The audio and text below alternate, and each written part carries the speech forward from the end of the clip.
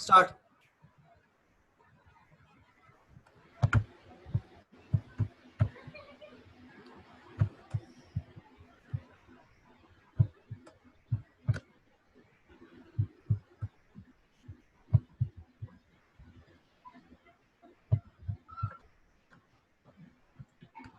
Bismillahirrahmanirrahim. Assalamu alaikum. So my topic is application of bioreactor in the environment. क्योंकि हमारे पाकिस्तान के अंदर about 80% जो वाटर है उसको विदाउट ट्रीट किए ओशंस के अंदर, रिवर्स के अंदर मतलब फेंक दिया जाता है, जिसकी वजह से जो हमारी आबी मखलूक हैं या जो हेलो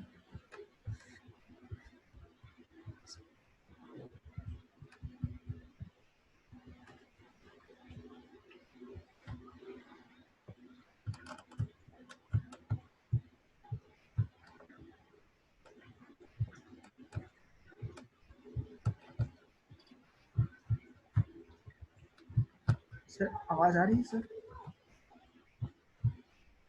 जी आ रही है। So my topic is application of bioreactors in the environment, जिसमें हम बायोरिएक्टर को यूज करते हैं for the treatment of waste water.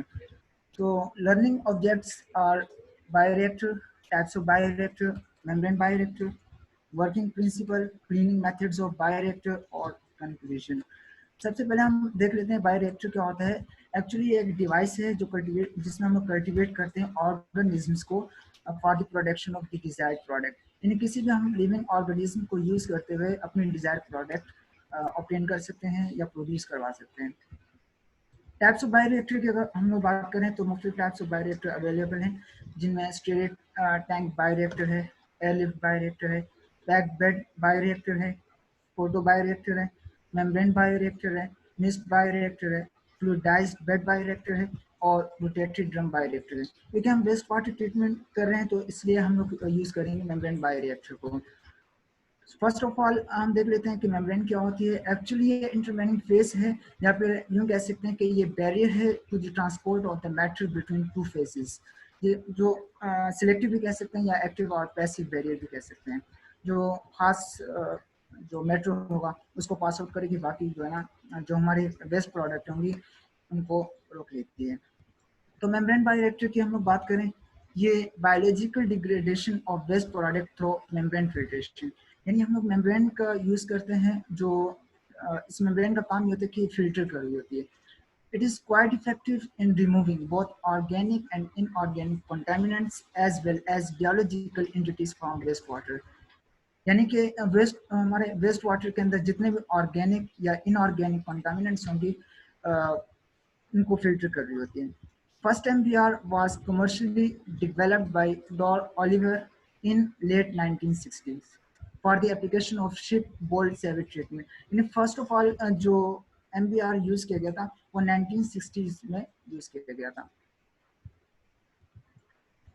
ये वर्क किस तरह करता है, how it works. Membrane fibres have million of microscopic pores on their surface. Actually membrane जो है इसके ऊपर माइक्रोस्कोपिक पोर्स होते हैं जो क्या कर रहे होते हैं, फिल्ट्रेशन का काम कर रहे होते हैं. These pores form a barrier to impurities while allowing the water molecules to pass. यानी कि बैरियर के तौर पे काम कर रहे होते हैं जो सिर्फ वाटर मॉलिक्यूल्स को क्या करते हैं, अलाउ करते हैं कि वो पास आउट हो जाए. ये फिजिकल प्रोसेस है. इसमें जो कंपोनेंट्स यानी सेपरेटेड कंपोनेंट्स हैं वो chemically unchanged remain chemically unchanged, यानी उनमें केमिकली कोई तब्दीली नहीं बाकी होती. MBR configuration की अगर हम लोग बात करें तो membrane bioreactors are composed of two primary parts. एक होता है बायोलॉजिकल यूनिट और दूसरा होता है मेम्ब्रेन मॉड्यूल. बायोलॉजिकल यूनिट की अगर हम लोग बात करें तो responsible for the biodegradation of waste compound, जबकि मेम्ब्रेन मॉड्यूल ये सिर्फ फिजिकल सेपरेशन कर लेती है of the treated water from the mixed liquid. यहाँ पे MBR दिखाया गया with submerge module different configurations. यानी कि जो हम लोग बायोरिएक्टर यूज कर रहे होते हैं उसमें दो टाइप्स के हमें नजर आते हैं. एक होता है जिसमें हम लोग मेम्ब्रेन जो फिल्टर होता है वो क्या कर रहा होता है, फिक्स्ड होता है, यानी कि इंटरनल सबमर्ज्ड होता है. जबकि अगर सेकंड की बात करें तो वो आउटसाइड होते हैं, यानी कि एक्सटर्नल सबमर्ज्ड एमबीआर होते हैं। यहाँ पे हमें दिखाया गया ये डीएन से मुराद है डीनाइट्रिफिकेशन, और एन से मुराद नाइट्रिफिकेशन, और एम जो है स्टैंड फॉर मेम्ब्रेन फिल्टर, जो क्या कर रहा होता है हमारे वाटर को जो वेस्ट वाटर होता है उसको फिल्टर कर रहा होता है। अब डीनाइट्रिफिकेशन क्या है? डीनाइट्रिफिकेशन ऐसा प्रोसेस है जिसमें नाइट्रोजन को रिमूव किया जाता है फ्रॉम द वाटर, यानी कि जो नाइट्रोजन हमारे वाटर के अंदर मौजूद होती है वहाँ से नाइट्रोजन को रिमूव किया जाता है। नाइट्रिफिकेशन ये भी इसी तरह का प्रोसेस है, लेकिन ये 2 स्टेप प्रोसेस होता है, जिसमें एरोबिक बैक्टीरिया दरअसल क्या करते हैं, ऑक्सीडाइज करते हैं सबसे पहले अमोनियम को नाइट्रेट के अंदर, फिर उसी नाइट्रेट को क्या किया जाता है, यानी कि उसी नाइट्रेट में से नाइट्रोजन को दोबारा जो हमारे नाइट्रेट के अंदर जो ऑक्सीजन होती है उसमें बैक्टीरिया क्या करते हैं, उस ऑक्सीजन को यूज़ कर लेते हैं, तो नाइट्रोजन बाकी रह जाती है और उस नाइट्रोजन को हमारे वाटर से रिमूव किया जाता है। अब अगर जनरल प्रोसेस की हम लोग बात करें तो यहाँ पे दिखाया गया कि सेवेज, यानी जो हमारा सेवरेज का वाटर होता है वो बार स्क्रीन में से गुजरता है। इस बार स्क्रीन का काम क्या होता है, दरअसल जो मैक्रो पार्टिकल्स होते हैं उनको फिल्टर कर रहा होता है। इसी तरह फिर यहाँ पे हमारे पास मिक्सर आ जाता है, ये क्या कर रहा होता है, हमारे जो स्लज वगैरह होते हैं उसको मिक्स आउट कर रहा होता है। नंबर 3 पे आ जाता है एमबीआर मॉड्यूल। यहीं से हमारे फिल्टर का प्रोसेस स्टार्ट हो जाता है, यानी कि फिल्ट्रेशन का प्रोसेस, जो हमारे स्लज हो गई या मतलब जो हमारे मैक्रो या माइक्रो पार्टिकल्स होते हैं जो वाटर के अंदर मौजूद होते हैं उनको क्या कर रहे होते हैं, सेपरेट आउट कर रहे होते हैं फ्रॉम द वाटर। और फिर जो यहाँ पे जो हमारा वाटर मतलब ट्रीटेड वाटर होता है वहाँ यहाँ से रिमूव आउट कर लिया जाता है। ब्लोअर, यहाँ पे ब्लोअर दिखाया गया। ब्लोअर का काम ये होता है कि सिर्फ और सिर्फ जो हमारा एमबीआर होता है, जो हमारा एमबीआर होता है उसको क्लीन करने के लिए इस्तेमाल होता है, यानी कि ये एयर ब्लोअर के तौर पे इस्तेमाल होता है। केमिकल डोजिंग टैंक दिखाया गया। केमिकल डोजिंग टैंक की अगर हम बात करें तो यहाँ पे हम केमिकल्स को यूज़ करते हैं फॉर ट्रीटिंग द एमबीआर, क्योंकि एमबीआर जब हम इंशाल्लाह आगे देखेंगे कि हमने एमबीआर को मतलब क्लीन आउट भी करना होता है, क्योंकि वाटर ट्रीट करते करते बहुत सारे ऐसे पार्टिकल्स होते हैं जो क्या कर जाते हैं एमबीआर के अंदर रह जाते हैं। तो एमबीआर को क्लीन करने के लिए हम केमिकल डोजिंग टैंक का यूज़ करते हैं और ब्लोअर का भी इस्तेमाल करते हैं। अब मेम्ब्रेन क्लीनिंग मेथड्स की अगर हम बात करें तो there are several different membrane cleaning methods हैं, जिसमें हमें फॉरवर्ड फ्लश भी होता है, बैकवर्ड फ्लश भी करते हैं, एयर फ्लश भी होता है और केमिकल क्लीनिंग भी। फॉरवर्ड फ्लश की बात करें तो इसमें हम लोग वाटर को अप्लाई करते हैं फॉरवर्ड, जिससे जो क्या करता है when forward flush is applied, membranes are flushed with feed water or permeate forward. The feed water or permeate flows through the system more rapidly than during the production phase. Because of the more rapid flow and the resulting turbulence, particles that are absorbed to the membrane are released and discharged.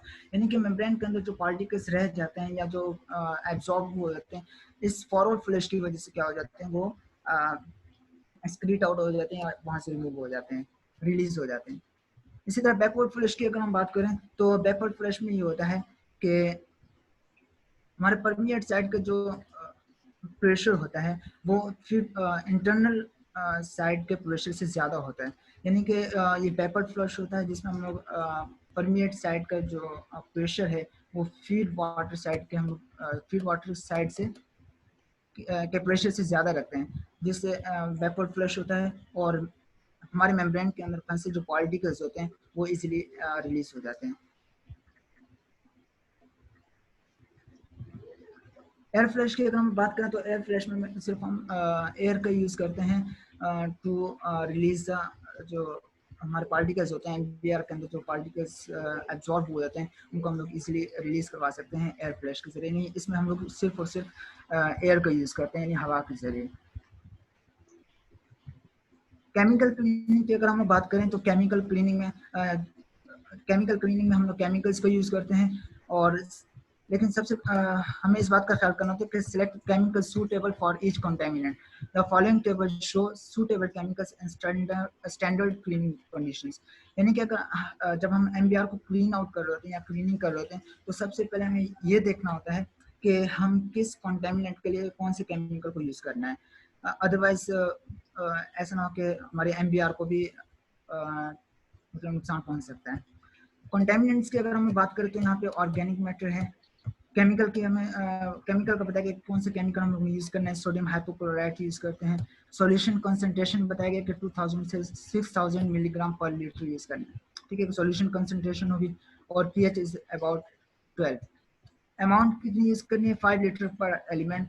और hold time यानी कि कितने time तक हम लोगों ने इसको retain करना है 1 to 3 आवर्स, यानी 1 से 3 घंटे तक हम लोगों ने उसको रिटेन करना है।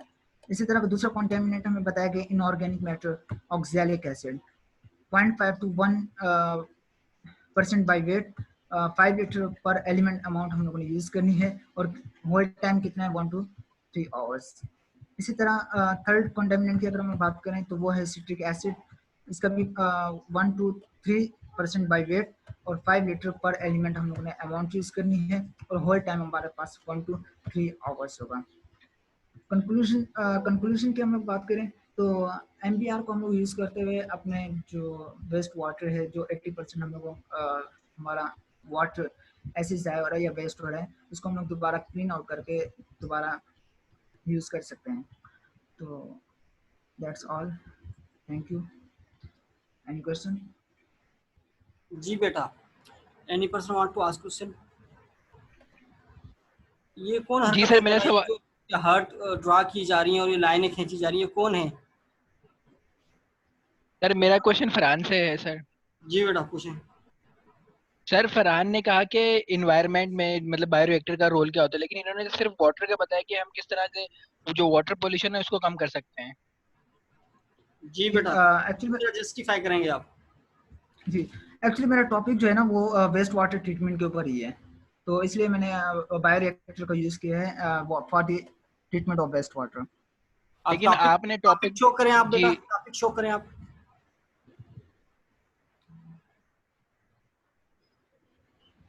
अच्छा, application of bioreactors in the environment. तो आपने जो है सिर्फ इसके अंदर जो है बायोरिएक्टर्स का यूज एनवायरनमेंट में किस तरह होता है, आपने सिर्फ एक एप्लीकेशन को जो है वो जी शो किया जी है सिर्फ वेस्ट वाटर पे, जी इस तरह किया है बेटा आपने? जी जी सर। अच्छा, आपका टॉपिक असल में था बायोरिएक्टर्स था। Actually sir waste water treatment के ऊपर था, अच्छा, waste water use of treatment. Bioreactor. अच्छा, तो जी आपने वेस्ट वाटर ट्रीटमेंट के लिए सिर्फ एक चीज जो है ना बायोरिएक्टर में किस तरह फंक्शन करता है, काम करता है, तो आपने सिर्फ इसको प्रेजेंट किया है। जी चलें, इट्स ओके, गुड। कोई और स्टूडेंट्स कुछ पूछना चाह रहे हैं? जी Hamza, what do you want to ask?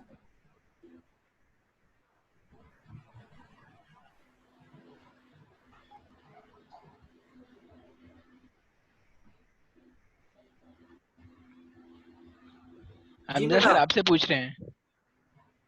नहीं, मुझे कुछ नहीं पूछना, बट एक कंफ्यूजन यही थी सर, क्योंकि उन्होंने टॉपिक जो लिखा हुआ है वो लिखा हुआ है applications of bioreactors in the environment, मतलब बायोरिएक्टर का एनवायरनमेंट में क्या एप्लीकेशंस हैं, बाकी लेकिन ये कह पूरा रहे हैं इनका आपको टॉपिक कहीं भी अलग नजर है। नहीं आया, सिर्फ आप एक टॉपिक ही देखा और उसी पे आपने क्वेश्चन क्रिएट कर दिया, बाकी तो सर वो सामने नजर आ रहा था ना, नहीं सर, इसलिए। इन्वायरमेंट में लिखा तो हमने कहा कि अभी मतलब ये वाटर वेस्ट वाटर के ट्रीटमेंट के बाद उस पर दूसरे टॉपिक्स पर आएंगे, तो वो हाँ, एकदम से खत्म कर फॉर्मेटेशन दी और तो बहुत इसलिए। सारे हैं। जी, अच्छा इसलिए समझ नहीं आया। अच्छा, कुछ और क्वेश्चन एक्चुअली जो पूछें। अच्छा, एक हमजा ने क्वेश्चन किया, अब दूसरा हमजा भी कोई क्वेश्चन कर ले, लेकिन लॉजिक वाला सर क्वेश्चन। बस यही कंफ्यूजन थी सर, वैसे ही, बस वैसे तो ये बाकी सब इतनी ठीक बड़ी था सर। कंफ्यूजन थी जो आपने यही बस क्वेश्चन किया। और कोई बच्चा पूछेगा? जी सर, मैं पूछूं एक और क्वेश्चन सर? हाँ बेटा पूछो आप। सर मेरा क्वेश्चन फरहान से, फरहान ने कहा कि हम जो है 80% वाटर जो है वो बिना ट्रीटेड किए जो है हम मतलब ओशियन में फेंक देते हैं, बिल्कुल तो जो 20% बिल्कुल वाटर होता है वो हम फुली ट्रीट करते हैं, बायोरिएक्टर से ही ट्रीट करते हैं वो वाटर। नो, वो फ्रेश वाटर होता है जो मतलब ज़रा ज़मीन मिल रहा होता है, लेकिन 80% जो ना हम लोग ऐसे ही वेस्ट कर रहे होते हैं। आपने कहा सही। कि 80% जी वाटर जो है वो हम 80% वाटर जो है वो ट्रीट किए बिना ही हम उसमें ओशियन में फेंक देते हैं, मतलब जो फेंक इंडस्ट्रियल देते हैं। वेस्ट वाटर है वो हम फेंक बेटा देते हैं, वो ओशियन में चला 80%, जाता है। बेटा 80% वाटर का मकसद ये होता है कि तमाम पानी जो होता है वो डिफरेंट जो है जगहों से डिस्चार्ज होके आ रहा होता है, एक इंडस्ट्री से नहीं आ रहा होता, 20 इंडस्ट्री से आ रहा होता है। तो मे बी एक आध इंडस्ट्री जो है वो ट्रीटेड कर रही होती है, बाकी इंडस्ट्रीज नहीं कर रही होती ट्रीटेड। तो इसका मकसद ये नहीं कि 80% जो है पानी जो है वो विदाउट ट्रीटेड आ जाता है, 20% का मकसद है कि एक आध इंडस्ट्री ऐसी होगी जो कि ट्रीटमेंट नहीं करती। सही तो है। सर मैं वही कह रहा हूँ कि जो 20% जो कुछ वाटर लॉजिक, ट्रीट हो रहा है, कुछ लॉजिकली क्वेश्चंस होते हैं, कुछ लॉजिक्स को भी आप लोग समझ लिया करें। ठीक है बेटा, और कोई? Nothing else. चलें, गुड, अच्छी प्रेजेंटेशन आपने दी। अब मेरे ख्याल में सिर्फ एक ही बच्चा रह गया है जो कि दानियाल। सर 3-4 रहते हैं अभी तो। और कौन है? दानियाल, परवेज जी भी रहते हैं, सर। आसिफ भाई भी रहते हैं। दानियाल, परवेज और आसिफ भाई। आसिफ तो नजर ही नहीं आते, आसिफ का कुछ पता नहीं है। दानियाल दे सकता है, ठीक है दानियाल दे दें। अच्छा, परवेज के लिए थोड़ा सा इशू है सिग्नल नेटवर्क का। अगर परवेज नहीं दे पाता तो परवेज के लिए ये होगा कि वो असाइनमेंट मुझे इन हार्ड सॉफ्ट कॉपी में मुझे ईमेल कर देगा। लेकिन सर परवेज तो यहाँ पे आ गए हैं कराची। कराची आ गए? सर आ लेकिन गए। वो तो मेरे ख्याल में नजर तो नहीं आ रहे, इसमें प्रेजेंट ही नहीं है इसके अंदर। क्लास में प्रेजेंट नहीं हो गया, मैंने मैसेज करते हैं, वरना कराची तो वो आ गए हैं। चलो इट्स ओके, फिर मैं देख लूंगा बाद में। अच्छा, आ जाए दानियाल बेटा, इसको बंद करें बेटा आप। ठीक है फरहान बेटा, इसको बंद करें। दानियाल आ जाओ जल्दी, फौरी। दानियाल प्रेजेंट हैं? जी दानियाल, शेयर करें इसको। जी सर। अपनी प्रेजेंट को शेयर करें।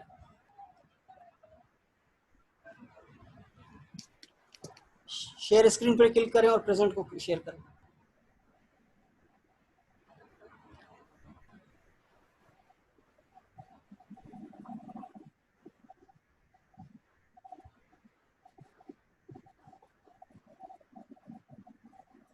अरे स्क्रीन शो हो रही है? जी बेटा, आपकी आवाज क्लियर आ रही है। स्क्रीन शेयर नहीं हो रही, शेयर स्क्रीन पर क्लिक करके आप फाइल को जो है वो पिक करें। शेयर स्क्रीन पर क्लिक करें।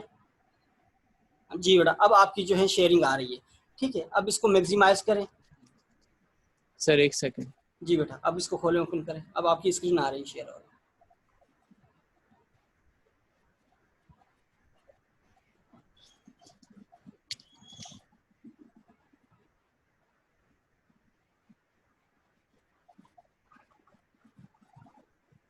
जी बेटा, अब इसको फुल करें। सर एक सेकंड। स्क्रीन बड़ी नहीं हो सकती इसकी बेटा? सर इसकी बड़ी तो नहीं हो रही। कोई हमजा वगैरह इसको टिप्स बता दो। जी अब सही है। जी बेटा, अब सही है। सही है। किसी बच्चे को टिप्स का पता है तो उसको बता दें ताकि इसकी स्क्रीन मैक्सिमाइज हो जाए। दानियाल मोबाइल से दे रहे हो? हाँ। तो लैपटॉप से देनी थी ना, इसमें नहीं होगी सर। इसमें नहीं होगी, इट्स ओके, ये भी समझ में आ रहा है। आप स्टार्ट कर दें। ठीक है बेटा, स्टार्ट करें। Okay. Assalamu alaikum. My name is Daniel and I hope that I'm clear to each and every one of you. The topic of my presentation is genetic manipulation strategies in environmental biotechnology. These are the content that I will be covering in my presentation. Genetic manipulation. Genetic manipulation is basically the process of bringing about a change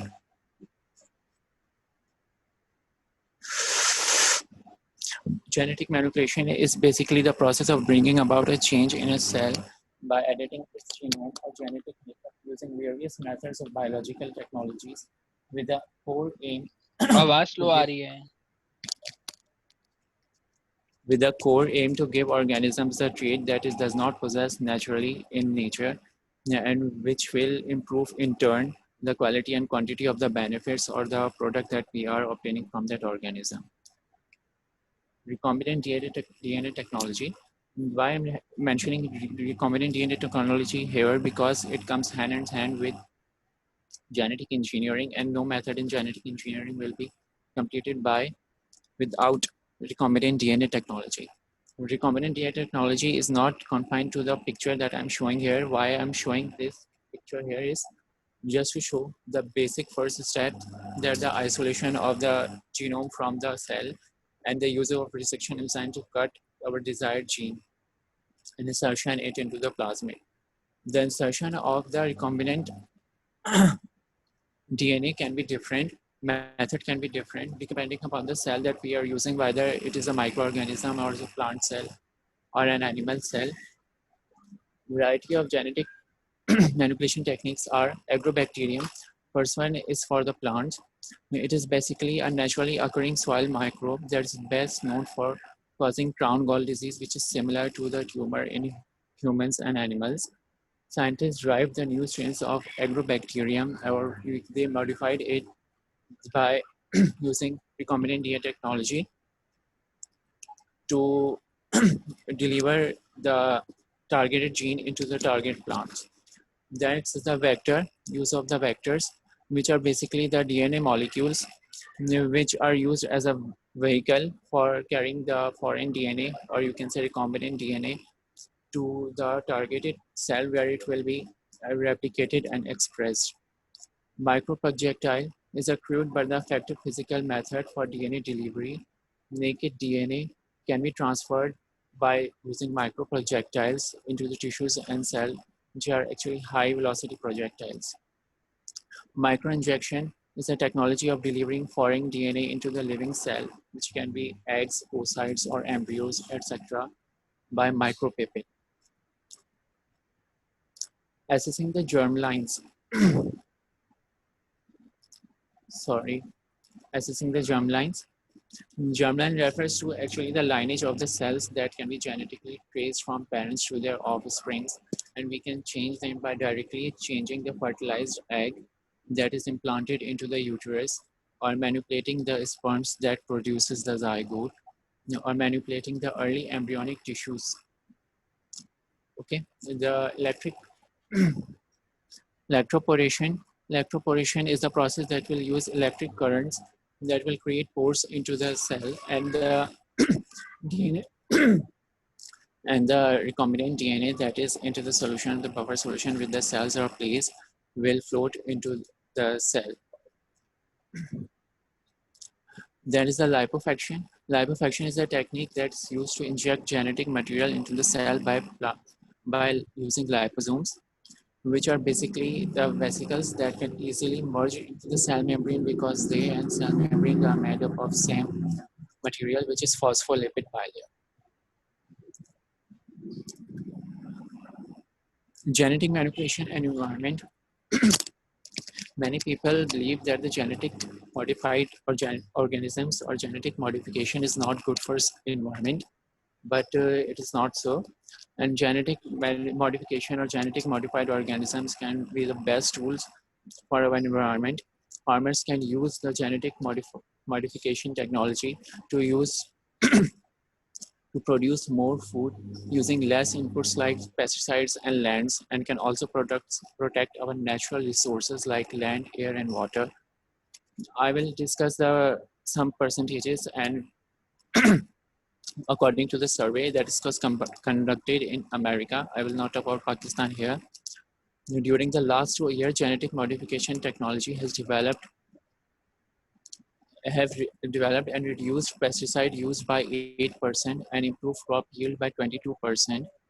More food production in less land results in the less deforestation and harm to the ecosystem. It improves air quality. How it will improve air quality?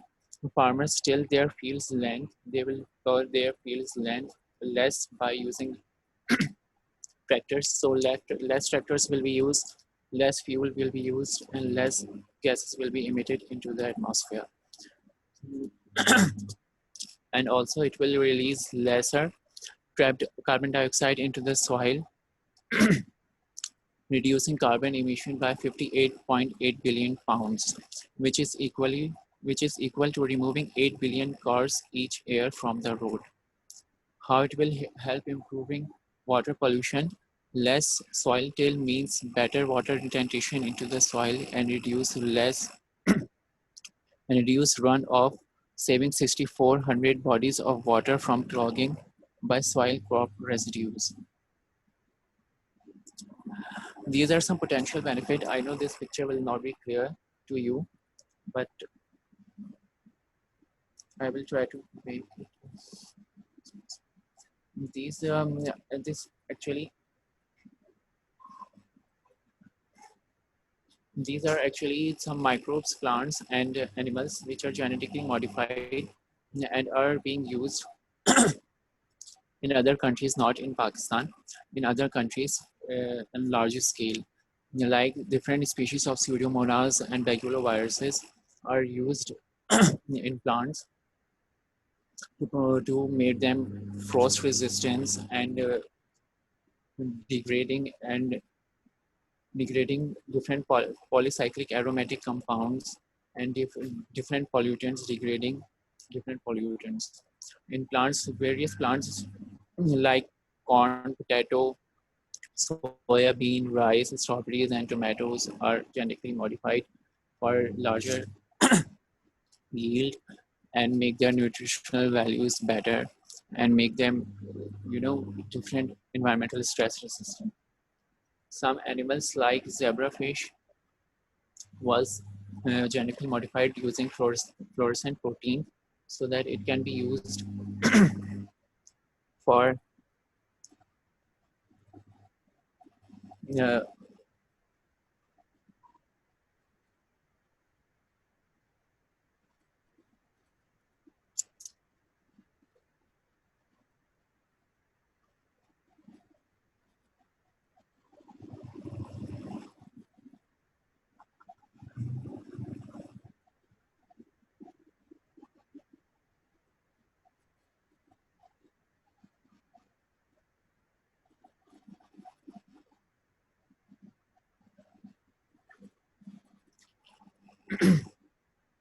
आवाज आ रही सबको?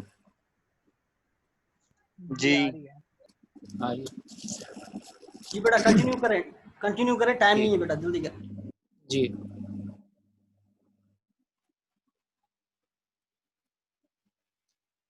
environmental concerns.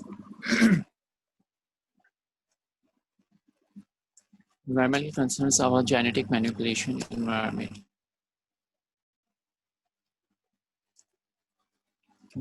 Actually, these are some negative effects that can arise if we do not take care while handling the genetic modified organisms.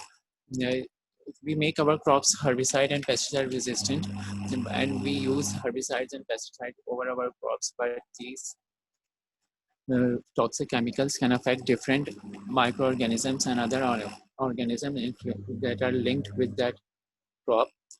Pleiotropy, scientists call pleiotropy as a side effect. Like when we manipulate genes, it definitely affect different mechanisms going on inside the cell. Different pathways are linked with each other, and this can make the food more. It can change the nutritional values of the food in a crop, and it can make the food allergic to some people.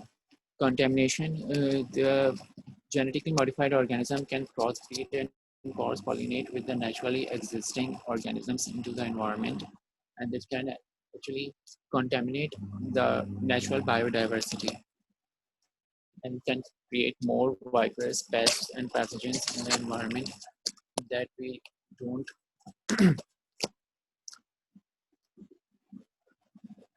It can the use of excess pesticide and chemicals on the resistant crops can target different soil organisms, birds, and other animals linked with the crop.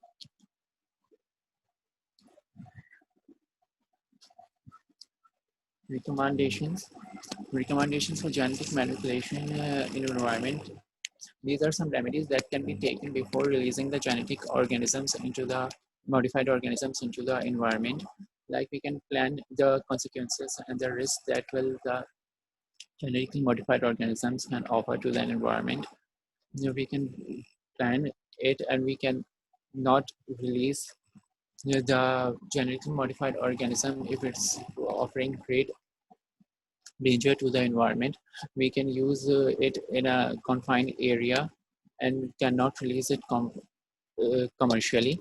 We can monitor the the genetically modified organism, it can be costly, but we can use the specified monitoring system for the specific genetically modified organism. We can use our specialists from different fields of biology to interlink with each other for the working of this project. Like if we are making any genetically modified organism, different scientists can link together to make the work completely done. The scope of genetic manipulation in Pakistan. Genetic manipulation is done only in research institute in Pakistan. It's not done commercially. And these are some institute where the genetic manipulation is done, but on small scale, not commercial scale. That's NIPG, Dr. A.Q. Khan Institute, University of Veterinary and Animal Sciences in Lahore, National Institute of Genomics and Advanced Biotechnology in Peshawar, and Ayub Agricultural Research Institute in Peshawar. These are few, not all, institutes of Pakistan.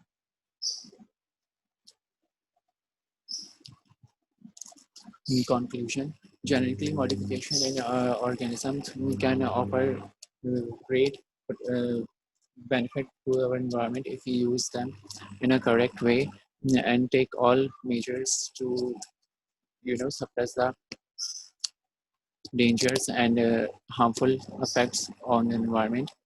Evaluation the aforementioned risks before the release of genetically engineered organism in the environment is mandatory. Should be made mandatory. And as the organism produced by the genetic modification does not exist in nature and natural breeding process. Thank you.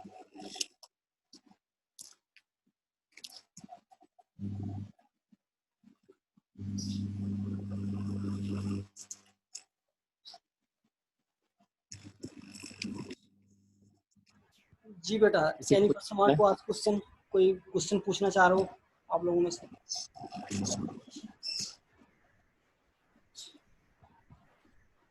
जी बेटा. No sir. No sir. कोई और बेटा? नहीं पूछना sir. अच्छा, genetic manipulation strategies जो हैं उसके अंदर पाकिस्तान में किन किन इदारों के अंदर काम हो रहा है इस पे, जेनेटिक मैनिपुलेशन के अंदर?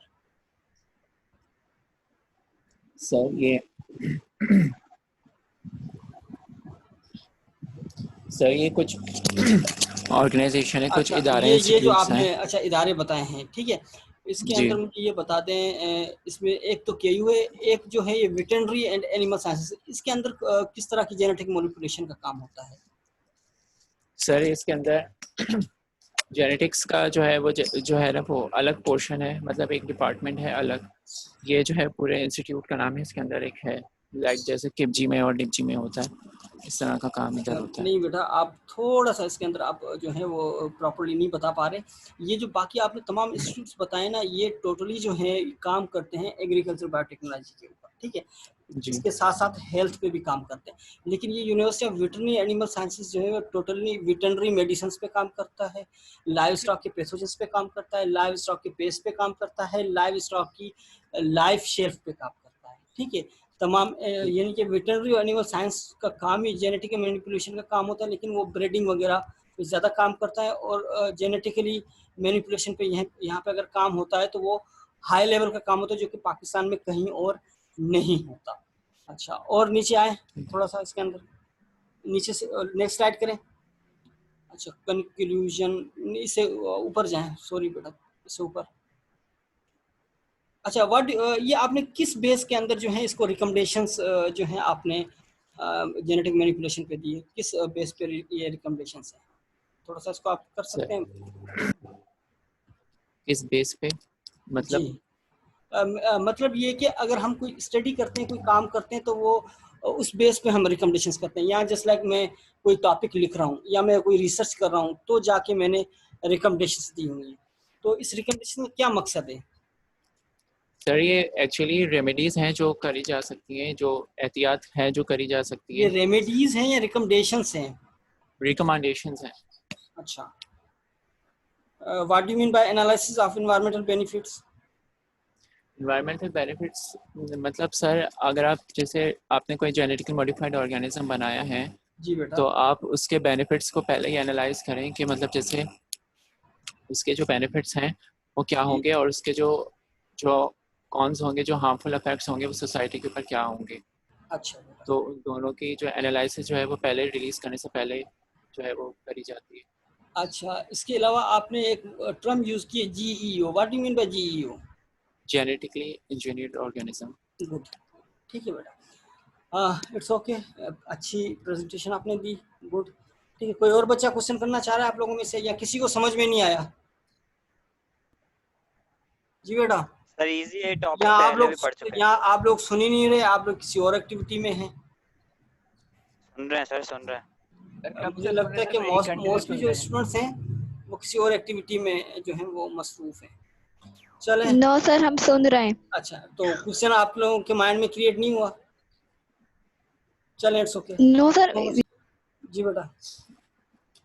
अच्छा, किसी और बच्चे का रह गया हो? अच्छा, आप स्क्रीन को अब जो है बंद करें आप, ठीक है? चलो मैं इसको सर बंद कहाँ से होगी? Stop share.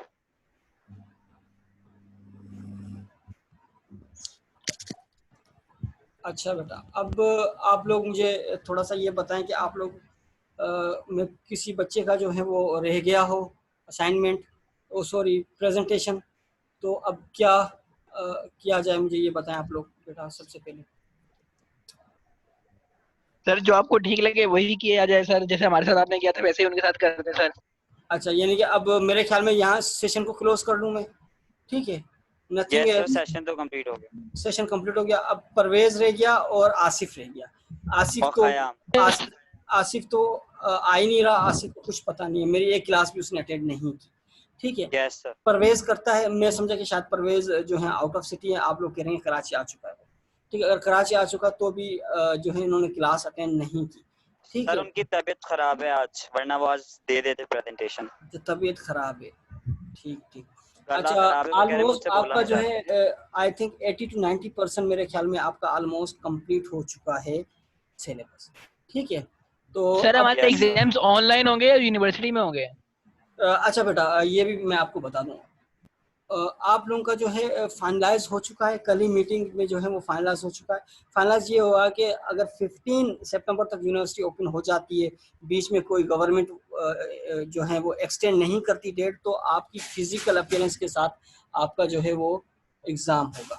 यानी कि एग्ज़ाम आपका फिजिकल अपीयरेंस मीन यूनिवर्सिटी में ही आपका एग्ज़ाम होगा और आप लोग यूनिवर्सिटी में आके एग्ज़ाम देंगे, ठीक है? अगर एक्सटेंड फर्दर मोर नहीं होता, अगर फर्दर मोर एक्सटेंड हुई यानी कि आप लोगों को लॉकडाउन में जो है फर्दर मोर एक्सटेंशन करते हैं, तो उसके बाद फिर ऑनलाइन होगा, ठीक है? एग्ज़ाम ये कल तय हो चुका है, डन हो चुका है, ठीक है? मे भी अभी भी यूनिवर्सिटी आप लोगों की ओपन है, एग्ज़ाम वगैरह फॉर्म जो है वो सबमिट हो रहे हैं, जमा हो रहे हैं, शायद आप लोगों के इवनिंग के हैं या मॉर्निंग के हैं। अगर फिर भी आप लोग वेबसाइट देख लीजिएगा, मे बी इवनिंग का